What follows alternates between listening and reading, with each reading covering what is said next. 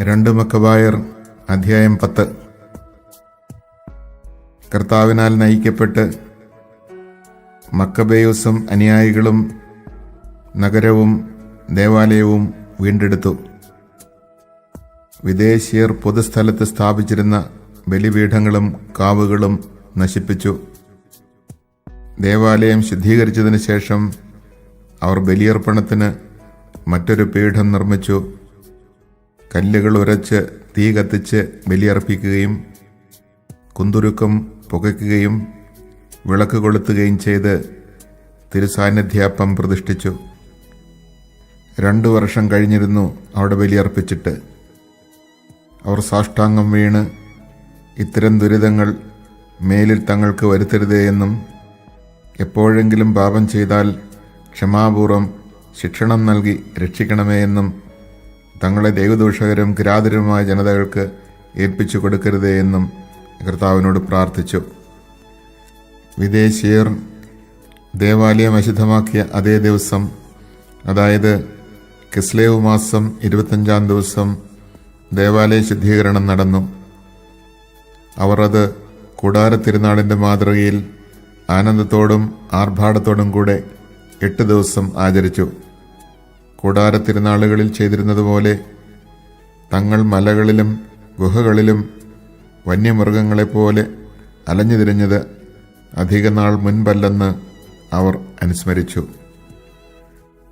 തരുരോഹിണി ചക്രങ്ങളാൽ അലങ്കൃതമായ ദണ്ടുകളും മനോഹരമായ മരച്ചില്ലകളും ഈന്തപ്പന കൈകളും വഹിച്ചുകൊണ്ട് അവർ വിശുദ്ധ മന്ദിരത്തിൻ്റെ ശുദ്ധീകരണം വിജയിപ്പിച്ച കർത്താവിന് കൃതജ്ഞതാസ്തോത്രങ്ങൾ അർപ്പിച്ചു.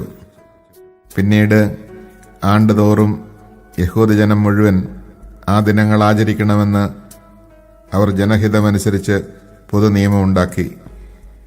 എപ്പിഫാനസ് എന്നറിയപ്പെടുന്ന അന്ത്യോക്കസിന്റെ കഥ ഇങ്ങനെ അവസാനിച്ചു. അധർമ്മിയായ ആ മനുഷ്യന്റെ പുത്രനായ അന്ത്യോക്കസ് യൂപ്പാത്തോറിന്റെ ഭരണകാലത്ത് സംഭവിച്ച കാര്യങ്ങളും യുദ്ധക്കെടുതികളിൽ മുഖ്യമായവയുടെ സംക്ഷിപ്തമായ വിവരണവുമാണ് ഞങ്ങളിനി പറയുന്നത്. ഇവൻ രാജാവായ ഉടനെ ലിസിയാസ് എന്നൊരുവനെ ദക്ഷിണ സിറിയയുടെയും ഫിനീഷ്യയുടെയും അധിപനായി നിയമിച്ചു.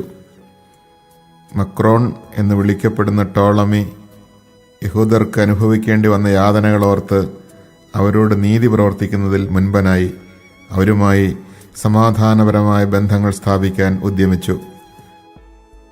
തൽഫലമായി രാജമിത്രങ്ങൾ അവനെ യൂപ്പാത്തോറിന്റെ മുൻപിൽ കുറ്റപ്പെടുത്തി.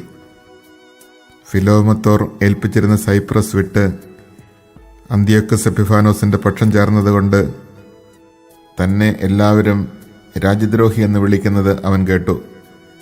തൻ്റെ സ്ഥാനത്തിന് ചേർന്ന ആദരമാർജിക്കാൻ കഴിയാതെ വന്നതുകൊണ്ട് അവൻ വിഷം കഴിച്ച് ജീവിതം അവസാനിപ്പിച്ചു. ഗോർജിയാസ് അവിടുത്തെ ഭരണാധിപനായപ്പോൾ ഒരു കൂലിപ്പട്ടാളത്തെ ശേഖരിച്ച് യഹൂദരോട് യുദ്ധം നടത്തിക്കൊണ്ടിരുന്നു.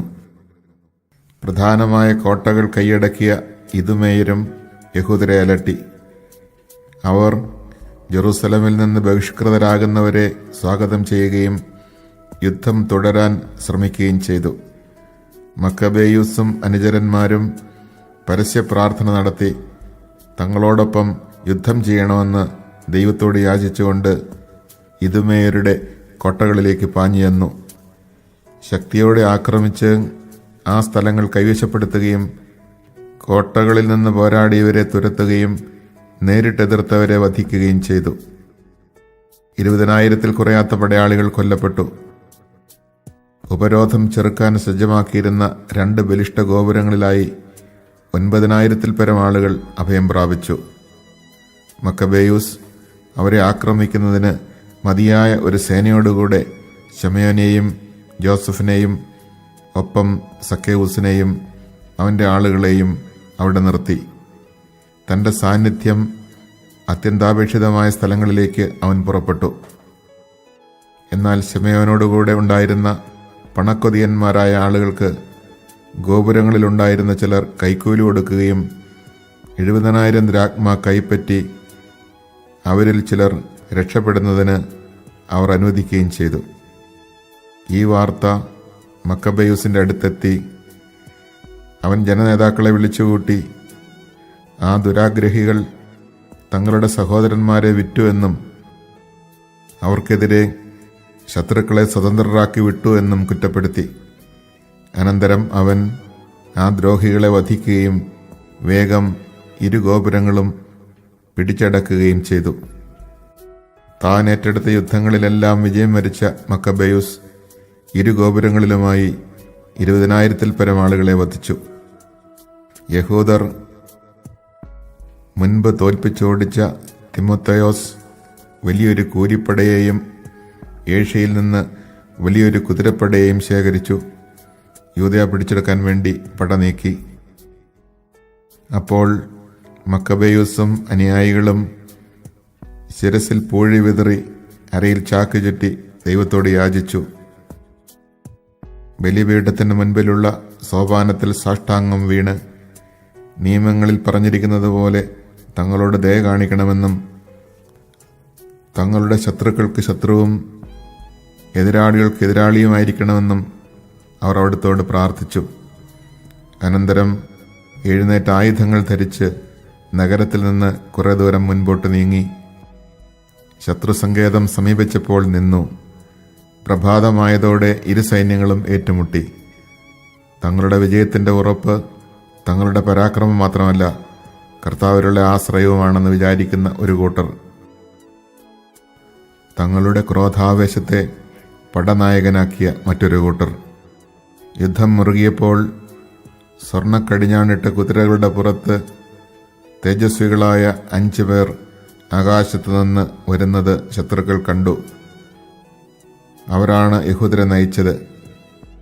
അവർ മക്കബെയൂസിന് മുറിവേൽക്കാതിരിക്കാൻ ചുറ്റും നിന്ന് തങ്ങളുടെ പരിചകളും ആയുധങ്ങളും കൊണ്ട് അവനെ സംരക്ഷിച്ചു. അവർ ശത്രുവിൻ്റെ മേൽ അസ്ത്രങ്ങളും ഇടിവാളുകളും അയച്ച് അവരെ അന്ധാളിപ്പിച്ച് അന്ധതയിലാഴ്ത്തി ചിതറിക്കുകയും വധിക്കുകയും ചെയ്തു. 600 കുതിരപ്പടയാളികൾക്ക് പുറമെ 20,500 പേർ വധിക്കപ്പെട്ടു. കേരയാസിന്റെ കീഴിലുള്ള സുശക്ത കാവൽ സേനയോടുകൂടിയ ഗസറ എന്ന കോട്ടയിലേക്ക് തിമോത്തയോസ് പലായനം ചെയ്തു. മക്കബെയൂസും അനുയായികളും സന്തുഷ്ടരായി. അവർ അതിനെ 4 ദിവസം ഉപരോധിച്ചു. ഉള്ളിലുണ്ടായിരുന്നവർ കോട്ടയുടെ ഉറപ്പിൽ ആശ്രയിച്ചിരുന്നതിനാൽ കഠിനമായി ദൈവദൂഷണം പറയുകയും അസഭ്യവാക്കുകൾ വർഷിക്കുകയും ചെയ്തു. എന്നാൽ 5-ാം ദിവസം പ്രഭാതത്തിൽ മക്കബെയൂസിന്റെ സൈന്യത്തിലെ 20 യുവാക്കന്മാർ ആ ദൈവദൂഷണം കേട്ട് കോപം ജ്വലിച്ച് മതിലിലൂടെ ഇരച്ചു കയറി കണ്ടവരെയെല്ലാം നിർദ്ദയം അരിഞ്ഞു വീഴ്ത്തി. ഇതുപോലെ മതിൽ കയറിയ മറ്റു ചിലർ എതിർത്തു നിന്ന ആ ദൈവദൂഷകരെ പിന്നിൽ നിന്ന് ആക്രമിച്ചു. ഗോപുരങ്ങൾക്ക് തീവച്ചു, തീ കൊളുത്തി അവരെ ജീവനോടെ ദഹിപ്പിച്ചു. ചിലർ കവാടങ്ങൾ തകർത്ത് ബാക്കി സൈന്യത്തെ അകത്ത് കടത്തുകയും നഗരം കൈവശപ്പെടുത്തുകയും ചെയ്തു. ഒരു ജലസംഭരണിയിൽ ഒളിച്ചിരുന്ന തിമോത്തയോസിനെയും അവൻ്റെ സഹോദരൻ കേരയാസിനെയും അപ്പോളോഫാനസിനെയും അവർ വധിച്ചു. അനന്തരം അവർ ഇസ്രായേലിനോട് വലിയ ദയ കാണിക്കുകയും തങ്ങൾക്ക് വിജയം നൽകുകയും ചെയ്യുന്ന കർത്താവിനെ കൃതജ്ഞതാസ്തോത്രങ്ങളോടെ വാഴ്ത്തി.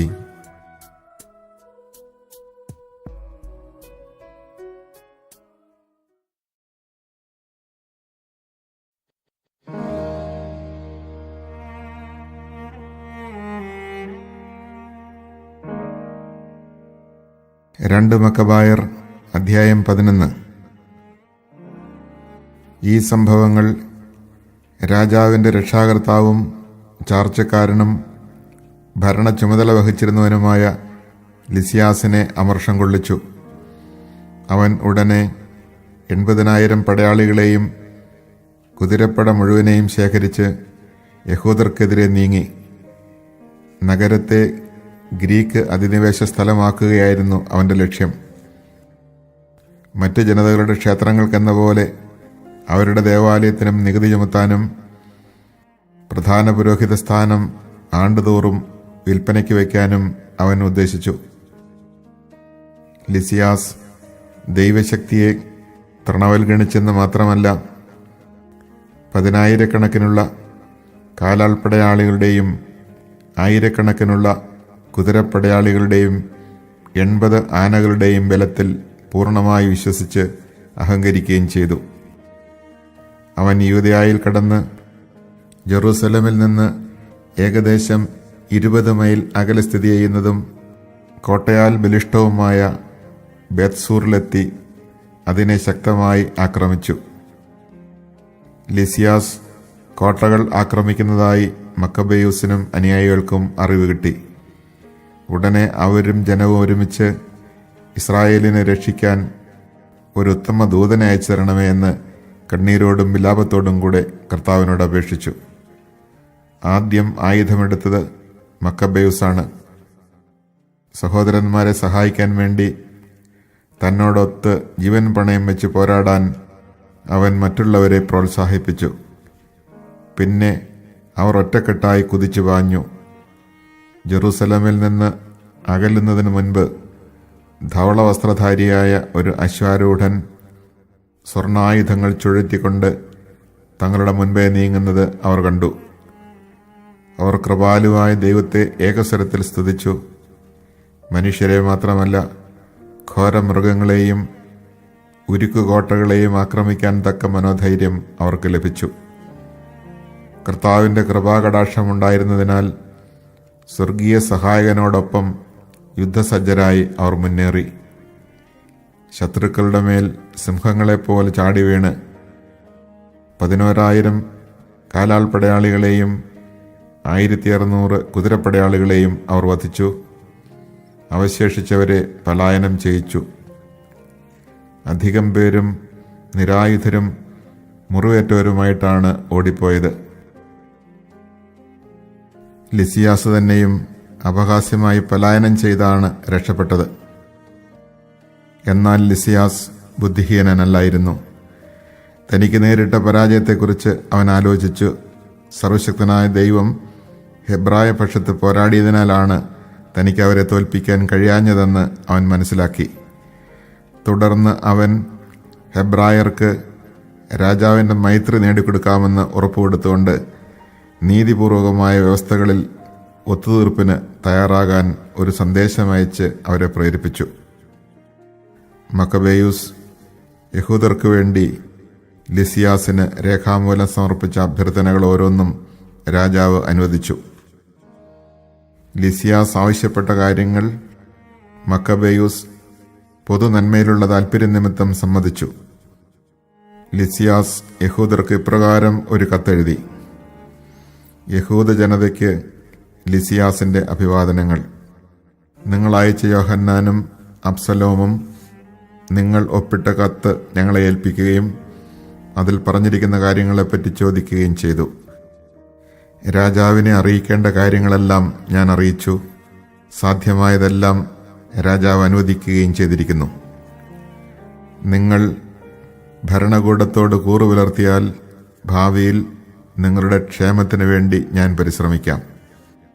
ഈ കാര്യങ്ങളെക്കുറിച്ചും അവയുടെ വിശദാംശങ്ങളെക്കുറിച്ചും നിങ്ങളോട് കൂടിയാലോചന നടത്താൻ ഇവരോടും എൻ്റെ പ്രതിനിധികളോടും ഞാൻ ആവശ്യപ്പെട്ടിട്ടുണ്ട്. നിങ്ങൾക്ക് മംഗളം ഭവിക്കട്ടെ. 148 ആണ്ട് ദിയോസ്കോറന്ത്യൂസ് 24 ദിവസം. രാജാവിൻ്റെ കത്ത് ഇപ്രകാരമായിരുന്നു: അന്ത്യോക്കസ് രാജാവിൽ നിന്ന് തൻ്റെ സഹോദരൻ ലിസിയാസിന് മംഗളാശംസകൾ. നമ്മുടെ പിതാവ് ദേവന്മാരുടെ അടുത്തേക്ക് പോയി കഴിഞ്ഞു. പ്രജകൾ നിർവിഘ്നം ജീവിക്കണമെന്ന് ഞാൻ ആഗ്രഹിക്കുന്നു. ഗ്രീക്ക് ആചാരങ്ങൾ അനുഷ്ഠിക്കണമെന്ന് ആവശ്യപ്പെട്ട് നമ്മുടെ പിതാവ് യഹൂദർക്ക് നൽകിയ കൽപ്പന അവർക്ക് സ്വീകാര്യമല്ലെന്നും സ്വന്തം ജീവിത സമ്പ്രദായങ്ങൾ അവർ ഇഷ്ടപ്പെടുന്നെന്നും അവ പിന്തുടരാൻ അനുവദിക്കണമെന്ന് അഭ്യർത്ഥിക്കുന്നെന്നും നാം കേട്ടിരിക്കുന്നു. ഈ ജനതയും പ്രതിബന്ധങ്ങളിൽ നിന്ന് ഒഴിഞ്ഞു ജീവിക്കണമെന്നാണ് നമ്മുടെ ആഗ്രഹം. അതിനാൽ അവരുടെ ദേവാലയം തിരിച്ചേൽപ്പിക്കണമെന്നും പൂർവികാചാരങ്ങളനുസരിച്ച് ജീവിക്കാൻ അവരെ അനുവദിക്കണമെന്നും നാം ആജ്ഞാപിക്കുന്നു. അവർ നമ്മുടെ നയം മനസ്സിലാക്കി സ്വകൃത്യങ്ങൾ സന്തുഷ്ടിയോടെ അനുഷ്ഠിക്കേണ്ടതിന് നീ അവരെ ഈ സൗഹൃദ വാഗ്ദാനങ്ങൾ അറിയിക്കുന്നത് ഉചിതമായിരിക്കും. രാജ്യവാസികളെല്ലാവർക്കുമായി രാജാവ് എഴുതിയ കത്ത് ഇപ്രകാരമായിരുന്നു: യഹൂദരുടെ ആലോചനാ സഭയ്ക്കും മറ്റ് യഹൂദർക്കും അന്ത്യോക്കസ് രാജാവിൻ്റെ അഭിവാദനങ്ങൾ. നിങ്ങൾക്ക് സുഖമാണെങ്കിൽ നാം കൃതാർത്ഥനാണ്. നമുക്ക് ക്ഷേമം തന്നെ. വീടുകളിലേക്ക് മടങ്ങാനും സൽകൃത്യങ്ങളിൽ വ്യാപൃതരാകാനും നിങ്ങൾ ഇച്ഛിക്കുന്നെന്ന് മെനലാവൂസ് നമ്മെ അറിയിച്ചിരിക്കുന്നു. സാന്തിക്കൂസിൻ്റെ 30-ാം ദിനത്തിനു മുൻപ് വീട്ടിലേക്ക് തിരിച്ചു പോകുന്നവർക്കെല്ലാം നമ്മുടെ മൈത്രി ഉണ്ടായിരിക്കും. തങ്ങളുടെ ഭക്ഷണ രീതിയും നിയമങ്ങളും തുടർന്നും പാലിക്കാൻ യഹൂദർക്ക് പൂർണ്ണ അനുവാദം നൽകിയിരിക്കുന്നു. അറിയാതെ ചെയ്ത തെറ്റിന് ആരെയും അലട്ടുന്നതല്ല. നിങ്ങൾക്ക് ധൈര്യം പകരാൻ മെനലാവൂസിനെ അങ്ങോട്ട് അയച്ചിരിക്കുന്നു. മംഗളം ഭവിക്കട്ടെ. 148-ാം ആണ്ട് സാന്തിക്കൂസ് 15-ാം ദിനം. റോമാക്കാരും യഹൂദർക്കൊരു കത്തയച്ചു. റോമാക്കാരുടെ പ്രതിനിധികളായ ക്വിന്തുസ് മെമ്മിയൂസ്, തിത്തുസ് മാന്യൂസ് എന്നിവരിൽ നിന്ന് യഹൂദ ജനതയ്ക്ക് അഭിവാദനങ്ങൾ. രാജബന്ധുവായ ലിസിയാസ് നിങ്ങൾക്ക് നൽകിയിട്ടുള്ള ആനുകൂല്യങ്ങൾ ഞങ്ങളും അംഗീകരിക്കുന്നു. എന്നാൽ ചില കാര്യങ്ങൾ അവൻ രാജാവിൻ്റെ തീരുമാനത്തിന് വിട്ടിട്ടുണ്ടല്ലോ. അവയെക്കുറിച്ച് അവധാനപൂർവ്വം ആലോചിച്ച് എത്രയും വേഗം ഒരു ദൂതനെ അയച്ച് വിവരം ഞങ്ങളെ അറിയിച്ചാൽ നിങ്ങൾക്ക് യോജിച്ച നിർദ്ദേശങ്ങൾ ഉന്നയിക്കാൻ ഞങ്ങൾക്ക് കഴിയും. ഞങ്ങൾ അന്ത്യോക്യയിലേക്ക് പുറപ്പെടുകയാണ്. അതിനാൽ നിങ്ങളുടെ തീരുമാനങ്ങൾ എന്തൊക്കെയെന്ന് ദൂതൻ മുഖേന ഉടനെ അറിയിക്കുവിൻ. മംഗളം ഭവിക്കട്ടെ. 148-ാം ആണ്ട് സാന്തിക്കൂസ് 15-ാം ദിനം.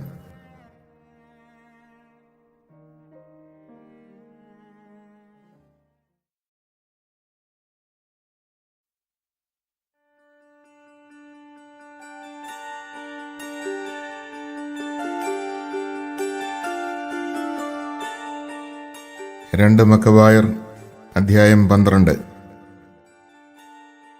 ഉടമ്പടിയുണ്ടാക്കിയതിനു ശേഷം ലിസിയാസ് രാജാവിൻ്റെ അടുക്കിലേക്കും യഹൂദർ തങ്ങളുടെ കൃഷിസ്ഥലങ്ങളിലേക്കും മടങ്ങി.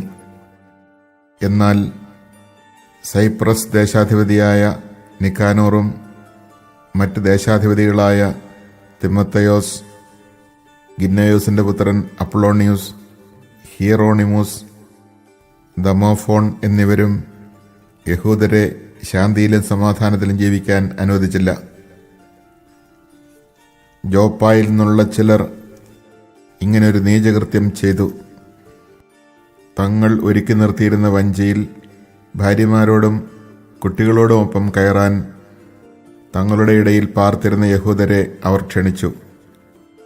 യഹൂദരോട് വിരോധമൊന്നുമില്ലെന്ന് അവർ നടിച്ചു. ശത്രു പൊതുസമ്മതപ്രകാരം ആസൂത്രണം ചെയ്ത പ്രവൃത്തിയായിരുന്നു അത്. അവരുമായി സമാധാനത്തിൽ ജീവിക്കാൻ ആഗ്രഹിച്ച യഹൂദർ അപകടശങ്കന്യെ ക്ഷണം സ്വീകരിച്ചു. 200ഓളം വരുന്ന അവരെ ജോപ്പാക്കാർ പുറംകടലിലേക്ക് നയിച്ച് മുക്കിക്കൊന്നു. തൻ്റെ നാട്ടുകാരോട് ചെയ്ത ഈ ക്രൂരതയെപ്പറ്റി കേട്ട യൂദാസ് സൈന്യത്തിന് നിർദ്ദേശം നൽകി. നീതിയുറ്റ വിധിയാളനായ ദൈവത്തെ വിളിച്ചപേക്ഷിച്ചുകൊണ്ട് സഹോദരരുടെ കൊലയാളികളെ ആക്രമിച്ചു. രാത്രി തുറമുഖത്തിന് തീവയ്ക്കുകയും വഞ്ചികൾ ചുട്ടരിക്കുകയും അവിടെ അഭയം തേടിയവരെയെല്ലാം വധിക്കുകയും ചെയ്തു. നഗര കവാടങ്ങൾ അടച്ചിരുന്നതിനാൽ പിന്നീട് വന്ന് ജോപ്പാ നിവാസികളെ ഇല്ലായ്മ ചെയ്യാമെന്ന് തീരുമാനിച്ച് അവൻ മടങ്ങി. എന്നാൽ യാമിനിയക്കാരും തങ്ങളുടെ മധ്യേ വസിച്ചിരുന്ന യഹൂദരെ ഇപ്രകാരം നശിപ്പിക്കാൻ നിശ്ചയിച്ചിരിക്കുന്നുവെന്ന് അവൻ അറിഞ്ഞു. അവൻ രാത്രി അവരെ ആക്രമിക്കുകയും തുറമുഖത്തിനും കപ്പലുകൾക്കും തീവയ്ക്കുകയും ചെയ്തു. തീജ്വാലയുടെ പ്രകാശം 240 സ്ഥാദിയോൺ അകലെ ജെറൂസലമിൽ ദൃശ്യമായിരുന്നു. പിന്നീടവർ തിമോത്തയോസിനെതിരെ 9 സ്ഥാദിയോണിലധികം മുന്നേറിയപ്പോൾ 5000-ലേറെ കാലാൾപ്പടയാളികളോടും 500-ൽ പരം കുതിരപ്പടയാളികളോടും കൂടെ അറബികൾ അവരെ ആക്രമിച്ചു. ഉഗ്രമായ പോരാട്ടത്തിന് ശേഷം ദൈവസഹായത്താൽ യൂദാസും സൈന്യവും വിജയം നേടി. അപ്പോൾ പരാജയപ്പെട്ട ആ നാടോടികൾ യൂദാസിനോട് മൈത്രിക്ക് അപേക്ഷിച്ചു. കന്നുകാലികളെ നൽകാമെന്നും മറ്റെല്ലാ വിധത്തിലും ജനത്തെ സഹായിക്കാമെന്നും അവർ വാഗ്ദാനം ചെയ്തു. തീർച്ചയായും അവരെക്കൊണ്ട് പല പ്രകാരത്തിലും ഉപകാരമുണ്ടാകുമെന്ന് കരുതി അവൻ അവരുമായി സമാധാനം സ്ഥാപിക്കാൻ തയ്യാറായി. സഖ്യപ്രതിജ്ഞ ചെയ്തതിന് ശേഷം അവർ കൂടാരങ്ങളിലേക്ക് മടങ്ങിപ്പോയി. അനന്തരം യൂദാസ് കോട്ടകൊത്തളങ്ങളാൽ ബലിഷ്ഠവും വിവിധ വർഗക്കാരായ വിജാതിയർ വസിച്ചിരുന്നതുമായ കാസ്പിൻ നഗരം ആക്രമിച്ചു. കോട്ടയുടെ ബലത്തിലും ഭക്ഷണ സാധനങ്ങളുടെ സമൃദ്ധിയിലും വിശ്വസിച്ച് അഹങ്കരിച്ചിരുന്ന നഗരവാസികൾ യൂദാസിനെയും അനുയായികളെയും പരിഹസിക്കുകയും അവരുടെ നേരെ അസഭ്യം വർഷിക്കുകയും ദൈവദൂഷണം പറയുകയും ചെയ്തു. എന്നാൽ യൂദാസും സൈന്യവും യന്ത്രമുട്ടികളോ മറ്റ് യുദ്ധോപകരണങ്ങളോ കൂടാതെ ജോഷുവയുടെ കാലത്ത് ജെറീക്കോയെ നിലംപതിപ്പിച്ച ലോകാധിനാഥനെ വിളിച്ചപേക്ഷിച്ചുകൊണ്ട് കോട്ടയുടെ മേൽ ഉഗ്രമായ ആക്രമണം ആരംഭിച്ചു. ദൈവേഷ്ടത്താൽ നഗരം അവർ കീഴടക്കി അസംഖ്യം പേരെ വധിച്ചു. തൊട്ടടുത്തുള്ളതും 2 സ്ഥാദിയോൺ വീതിയുള്ളതുമായ തടാകത്തിൽ രക്തം കവിഞ്ഞൊഴുകുന്നതായി കാണപ്പെട്ടു. അവിടെ നിന്ന് 750 സ്ഥാദിയോൺ ചെന്നപ്പോൾ കരാക്സിൽ തൂബിയാനി എന്ന് വിളിക്കപ്പെടുന്ന യഹൂദരുടെ അടുത്തെത്തി. തിമോത്തയോസിനെ ആ പ്രദേശത്ത് അവർ കണ്ടെത്തിയില്ല. ശക്തമായ കാവൽ സേനയെ ഒരു ദിക്കിൽ നിയോഗിച്ചിരുന്നെങ്കിലും ഒന്നും നേടാതെ അവൻ സ്ഥലം വിട്ടിരുന്നു. മക്കബേയൂസിന്റെ കീഴിലുണ്ടായിരുന്ന ദുസിത്തേവൂസ്, സോസിപ്പാത്തർ എന്നീ പടനായകന്മാർ സൈന്യത്തെ നയിച്ച് ശക്തിദുർഗങ്ങളിൽ തിമോത്തയോസ് നിർത്തിയിരുന്ന 10,000-ൽ പരം പടയാളികളെ കൊന്നു. മക്കബേയൂസ് സൈന്യത്തെ പല ഗണങ്ങളായി വിഭജിച്ച് ഓരോന്നിനും നായകന്മാരെ നിയോഗിച്ചതിന് ശേഷം 1,20,000 കാലാൾപ്പടയാളികളും 2,500 കുതിരപ്പടയാളികളുമൊത്ത് പലായനം ചെയ്ത് തിമോത്തയോസിനെ അനുധാവനം ചെയ്തു. യൂദാസ് അടുത്തു വരുന്നുവെന്നറിഞ്ഞ തിമോത്തയോസ് സ്ത്രീകളെയും കുട്ടികളെയും ഭാണ്ഡങ്ങളോടൊപ്പം കർണായിം എന്ന സ്ഥലത്തേക്ക് അയച്ചു. എന്തെന്നാൽ ആ സ്ഥലം ഇടുങ്ങിയ മാർഗങ്ങളോട് കൂടിയതും ദുർഗമവുമായതിനാൽ ആക്രമണ സാധ്യത കുറഞ്ഞതായിരുന്നു. യൂദാസിന്റെ സൈന്യത്തിൽ ആദ്യ ഗണത്തെ കണ്ടപ്പോൾ തന്നെ ശത്രുക്കൾ സർവദർശിയായവന്റെ ദർശനത്തിൽ ഭയവിഹ്വലരായി ഇടം വലം നോക്കാതെ ചിതറിപ്പായുകയും പലപ്പോഴും പരസ്പരം ഏറ്റുമുട്ടി സ്വന്തം വാളാൽ മുറിവേൽക്കുകയും ചെയ്തു. യൂദാസ് ആവേശപൂർവ്വം പിന്തുടർന്ന് ആ പാപികളെ വാളിനിരയാക്കി. 30,000-ഓളം പേർ വധിക്കപ്പെട്ടു. ദോസിത്തേവൂസിന്റെയും സോസിപ്പാത്രന്റെയും സൈന്യത്തിന്റെ പിടിയിൽ തിമോത്തയോസ് അകപ്പെട്ടു. എന്നാൽ അവൻ അവരിൽ പലരുടെയും മാതാപിതാക്കളും ചിലരുടെ സഹോദരരും തൻ്റെ അധീനതയിലുണ്ടെന്നും അവർക്കൊരു പരിഗണനയും ലഭിക്കുകയില്ലെന്നും കൗശലപൂർവ്വം വ്യാജം പറഞ്ഞ് തന്നെ സുരക്ഷിതനായി വിട്ടയക്കണമെന്ന് അപേക്ഷിച്ചു. തങ്ങളുടെ സഹോദരരെ സുരക്ഷിതമായി തിരിച്ചേൽപ്പിക്കാമെന്ന് തിമോത്തയോസ് ഉറപ്പുകൊടുത്തതിനാൽ അവരുടെ രക്ഷയെ ഓർത്ത് അവനെ അവർ വിട്ടയച്ചു. അനന്തരം യൂദാസ് കർണായിമിനും അദർഗാത്തീസ് ക്ഷേത്രത്തിനുമെതിരെ പട നയിച്ച് 25,000 പേരെ വധിച്ചു. ഇവരെ നശിപ്പിച്ചതിന് ശേഷം അവൻ വിവിധ വർഗക്കാരായ ആളുകളോടുകൂടെ ലിസിയാസ് പാർത്തിരുന്ന സുരക്ഷിത നഗരമായ എഫ്രോണിനെതിരെ നീങ്ങി. കോട്ടയുടെ രക്ഷയ്ക്ക് നിലകൊണ്ടിരുന്ന ധീരരായ യുവാക്കൾ ശക്തമായി എതിർത്തു. അവിടെ യുദ്ധോപകരണങ്ങളും ചുഴറ്റുചക്രങ്ങളും ധാരാളമായി ശേഖരിച്ചു വച്ചിരുന്നു. എന്നാൽ യഹൂദർ ശത്രുബലം തകർക്കുന്ന സർവശക്തനെ വിളിച്ചപേക്ഷിച്ച് നഗരം കീഴടക്കി. അവിടെ ഉണ്ടായിരുന്നവരിൽ 25,000-ഓളം പേരെ വധിച്ചു. അനന്തരം അവിടെ നിന്ന് പുറപ്പെട്ട് അവർ ജെറൂസലമിന് 600 സ്ഥാദിയോൺ അകലെയുള്ള സ്കിത്തോപോളിസിലേക്ക് തിടുക്കത്തിൽ പോയി. അവിടെ താമസിച്ചിരുന്ന യഹൂദർ സ്കിത്തോപോളിസിലെ ജനങ്ങൾ തങ്ങളോട് കാണിച്ച സന്മനസ്സിനും കഷ്ടകാലങ്ങളിൽ തങ്ങൾക്ക് നൽകിയ പരിചരണത്തിനും സാക്ഷ്യം നൽകി.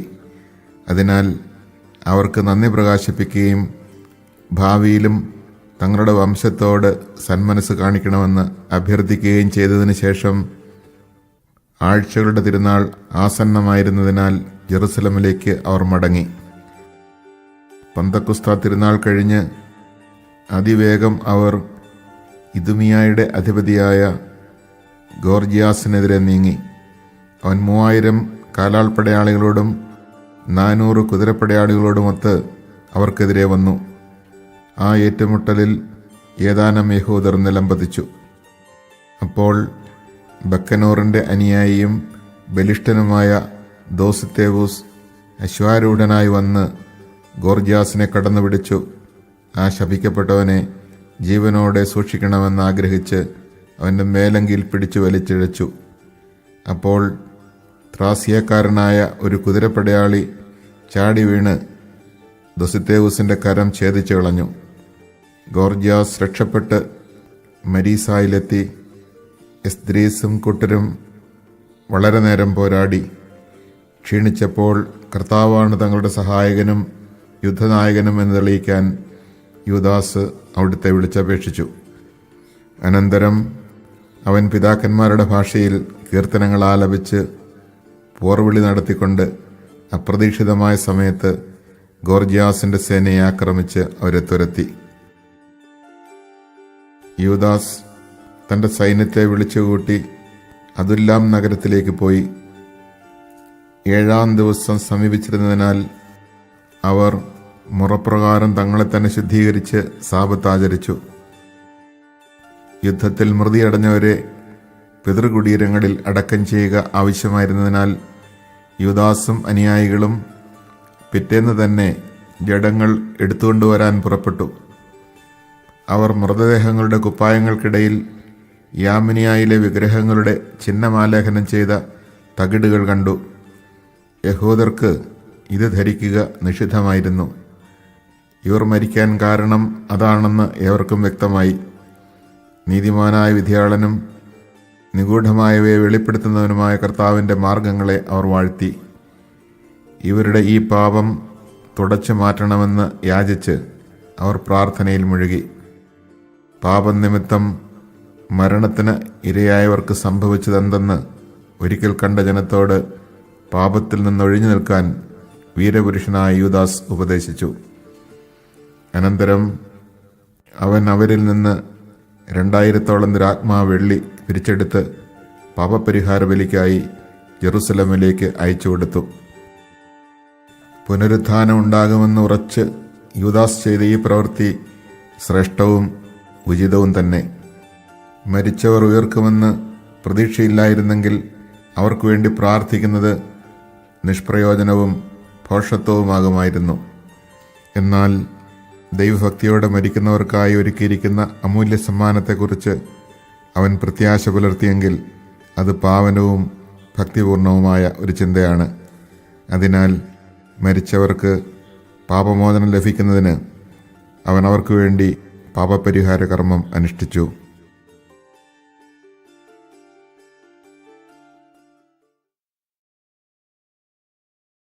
Chapter 10. When Maccabees and his companions, under the Lord's leadership, had recovered the temple and the city, they destroyed the altars erected by the Gentiles in the marketplace and the sacred enclosures. After purifying the temple, they made a new altar. Then, with fire struck from flint, they offered sacrifice for the first time in 2 years, burned incense and lighted lamps. They also set out the showbread.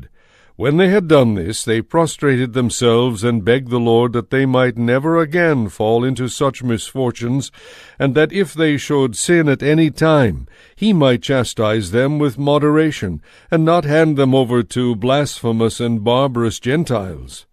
On the anniversary of the day on which the temple had been profaned by the Gentiles, that is, the 25th of the same month Chislev, the purification of the temple took place. The Jews celebrated joyfully for 8 days as on the Feast of Booths, remembering how, a little while before, they had spent the Feast of Booths living like wild animals in caves on the mountains. Carrying rods entwined with leaves, green branches, and palms, they sang hymns of grateful praise to Him who had brought about the purification of His own place. By public edict and decree they prescribed that the whole Jewish nation should celebrate these days every year. Such was the end of Antiochus, surnamed Epiphanes. Now we shall relate what happened under Antiochus Eupator, the son of that godless man, and shall give a summary of the chief evils caused by the wars. When Eupator succeeded to the kingdom, he put a certain Lysias in charge of the government as commander-in-chief of Coelesyria and Phoenicia. Ptolemy, surnamed Macron, had taken the lead in treating the Jews fairly because of the previous injustice that had been done them, and he endeavored to have peaceful relations with them. As a result, he was accused before Eupator by the king's friends. In fact, on all sides he heard himself called a traitor for having abandoned Cyprus, which Philometor had entrusted to him, and for having gone over to Antiochus Epiphanes. Since he could not command the respect due to his high office, he ended his life by taking poison. When Gorgias became governor of the region, he employed foreign troops and used every opportunity to attack the Jews. At the same time, the Idumeans, who held some important strongholds, were harassing the Jews. They welcomed fugitives from Jerusalem and endeavored to continue the war. Maccabeus and his companions, after public prayers asking God to be their ally, moved quickly against the strongholds of the Idumeans. Attacking vigorously, they gained control of the places, drove back all who manned the walls, and cut down those who opposed them, killing as many as 20,000 men. When at least 9,000 took refuge in 2 very strong towers containing everything necessary to sustain a siege, Maccabeus left Simon and Joseph along with Zacchaeus and his men in sufficient numbers to besiege them, while he himself went off to places where he was more urgently needed. But some of the men in Simon's force who were money lovers let themselves be bribed by some of the men in the towers. On receiving 70,000 drachmas, they allowed a number of them to escape. When Maccabeus was told what had happened, he assembled the rulers of the people, and accused those men of having sold their kinsmen for money by setting their enemies free to fight against them. So he put them to death as traitors, and without delay captured the 2 towers. As he was successful at arms in all his undertakings, he destroyed more than 20,000 men in the 2 strongholds. Timothy, who had previously been defeated by the Jews, gathered a tremendous force of foreign troops and collected a large number of cavalry from Asia. Then he appeared in Judea, ready to conquer it by force. At his approach, Maccabeus and his men made supplication to God, sprinkling earth upon their heads and girding their loins in sackcloth. Lying prostrate at the foot of the altar, they begged him to be gracious to them, and to be an enemy to their enemies, and a foe to their foes, as the law declares. After the prayer, they took up their arms and advanced a considerable distance from the city, halting when they were close to the enemy. As soon as dawn broke, the armies joined battle, the one having as pledge of success and victory not only their valor but also their reliance on the Lord, and the other taking fury as their leader in the fight. In the midst of the fierce battle there appeared to the enemy from the heavens 5 majestic men riding on golden bridled horses, who led the Jews on. They surrounded Maccabeus, and shielding him with their own armor, kept him from being wounded. They shot arrows and hurled thunderbolts at the enemy, who were bewildered and blinded, thrown into confusion and routed. 2,500 of their foot soldiers and 600 of their horsemen were slain. Timothy, however, fled to a well-fortified stronghold called Gazara, where Cherias was in command. For 4 days Maccabeus and his men eagerly besieged the fortress. Those inside, relying on the strength of the place, kept repeating outrageous blasphemies and uttering abominable words. When the 5th day dawned, 20 young men in the army of Maccabeus, angered over such blasphemies, bravely stormed the wall and with savage fury cut down every one they encountered. Others who climbed up the same way swung around on the defenders, taking the besieged in the rear. They put the towers to the torch, spread the fire, and burned the blasphemers alive. Still others broke down the gates and let in the rest of the troops who took possession of the city. Timothy had hidden in a cistern, but they killed him, along with his brother Charis and Apollophanes. On completing these exploits, they blessed with hymns of grateful praise the Lord who shows great kindness to Israel and grants them victory. Chapter 11. Very soon afterward, Lysias, guardian and kinsman of the king and head of the government, being greatly displeased at what had happened, mustered about 80,000 infantry and all his cavalry and marched against the Jews. His plan was to make Jerusalem a Greek settlement, to levy tribute on the temple as he did on the sanctuaries of the other nations, and to put the high priesthood up for sale every year. He did not take God's power into account at all, but felt exultant confidence in his myriads of foot soldiers, his thousands of horsemen, and his 80 elephants. So he invaded Judea, and when he reached Bethzur, a fortified place about 20 miles from Jerusalem, launched a strong attack against it. When Maccabees and his men learned that Lysias was besieging the strongholds, they and all the people begged the Lord with lamentations and tears to send a good angel to save Israel. Maccabees himself was the first to take up arms, and he exhorted the others to join him in risking their lives to help their kinsmen. Then they resolutely set out together.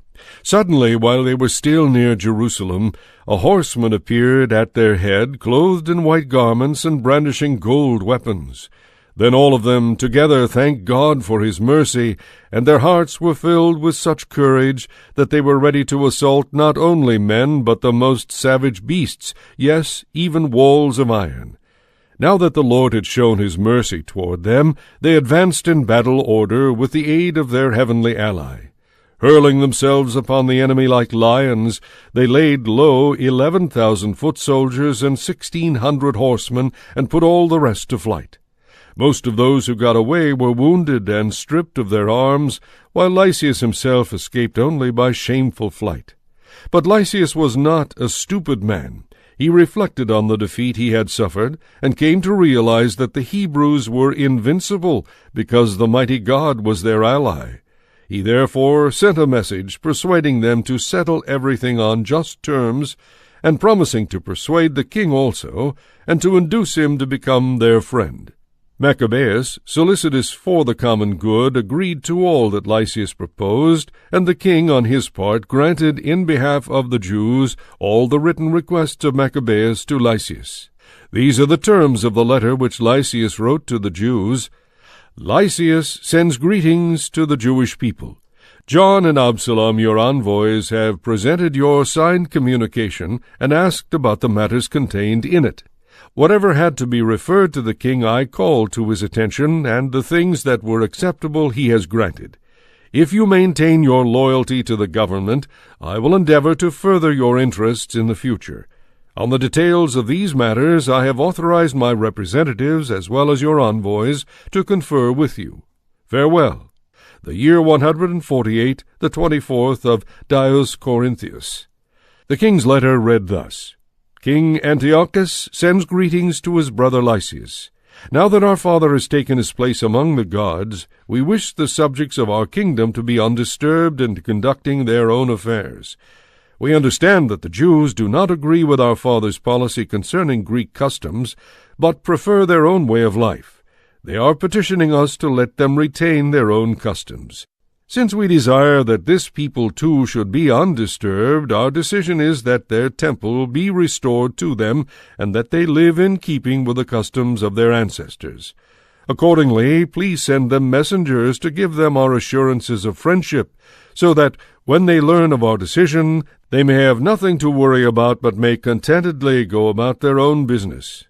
The king's letter to the people was as follows. King Antiochus sends greeting to the Jewish Senate and to the rest of the Jews. If you are well, it is what we desire. We too are in good health.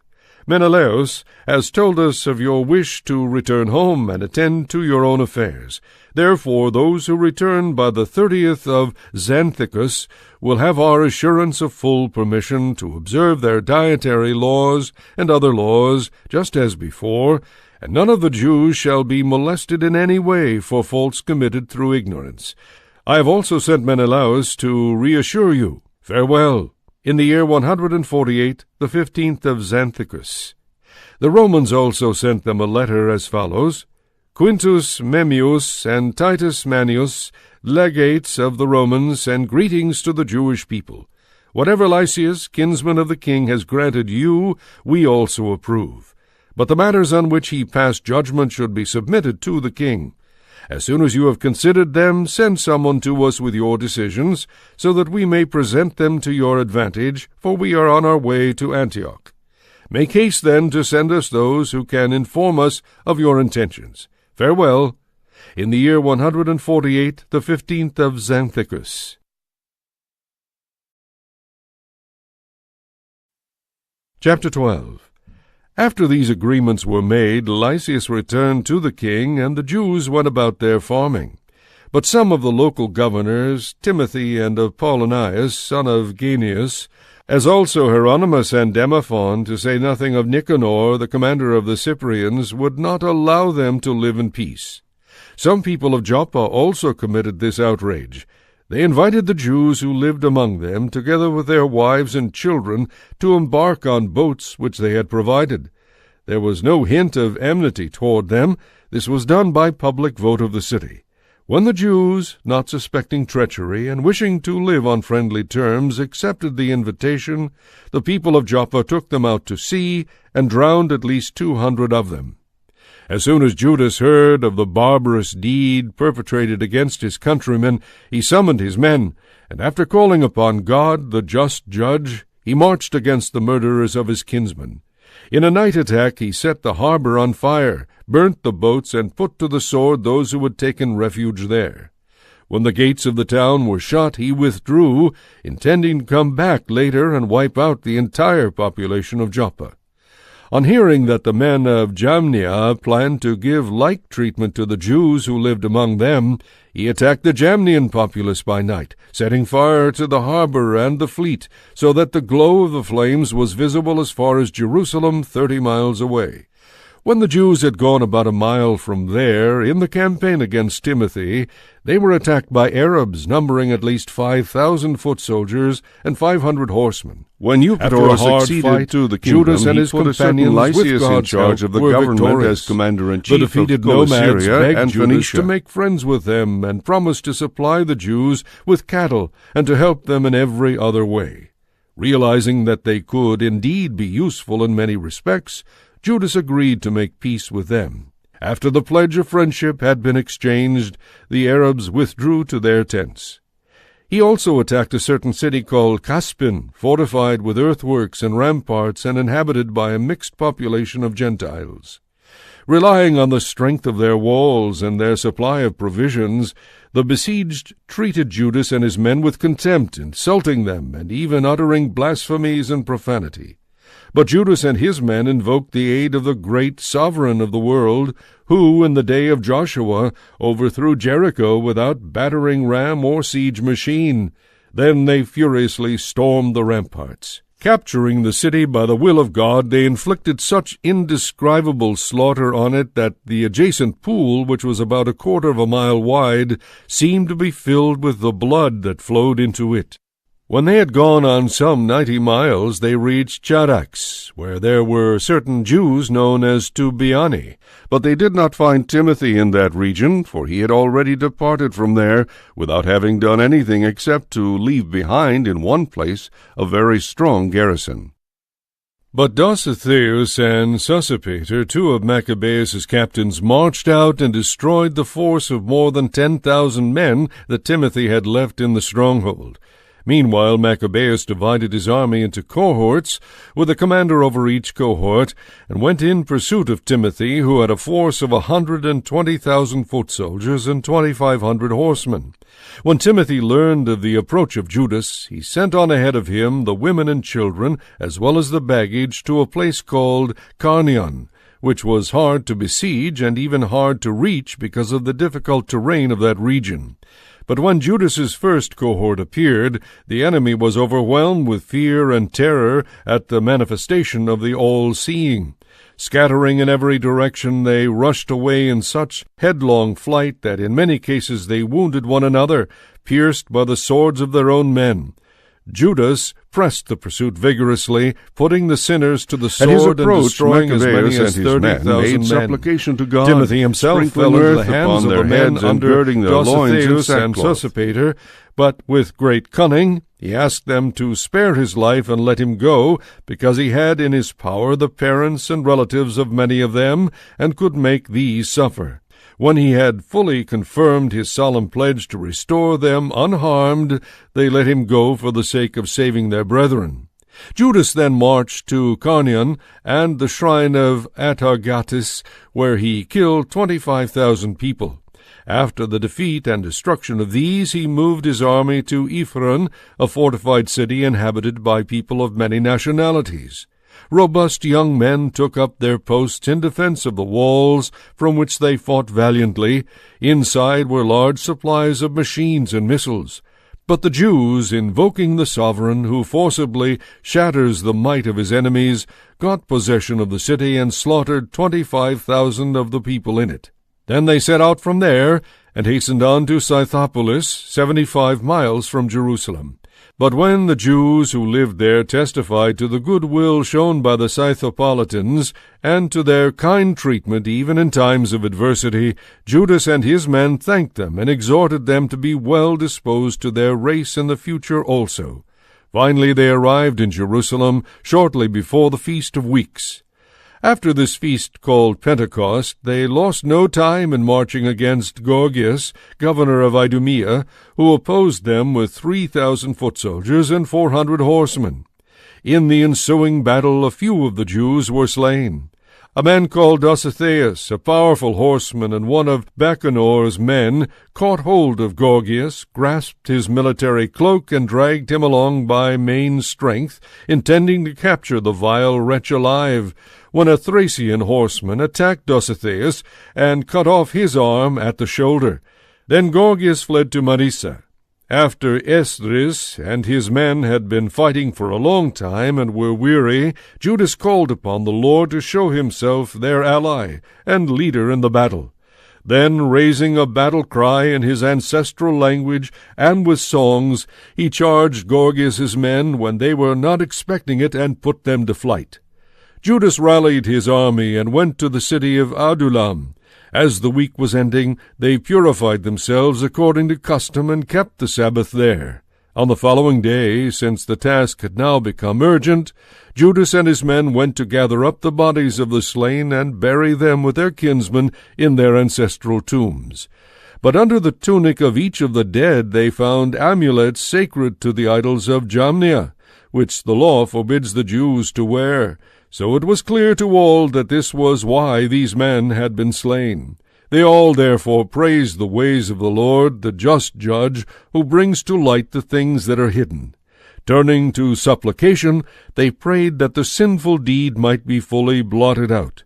The noble Judas warned the soldiers to keep themselves free from sin, for they had seen with their own eyes what had happened because of the sin of those who had fallen. He then took up a collection among all his soldiers, amounting to 2,000 silver drachmas, which he sent to Jerusalem to provide for an expiatory sacrifice. In doing this, he acted in a very excellent and noble way, inasmuch as he had the resurrection of the dead in view. For if he were not expecting the fallen to rise again, it would have been useless and foolish to pray for them in death. But if he did this with a view to the splendid reward that awaits those who had gone to rest in godliness, it was a holy and pious thought. Thus he made atonement for the dead, that they might be freed from this sin.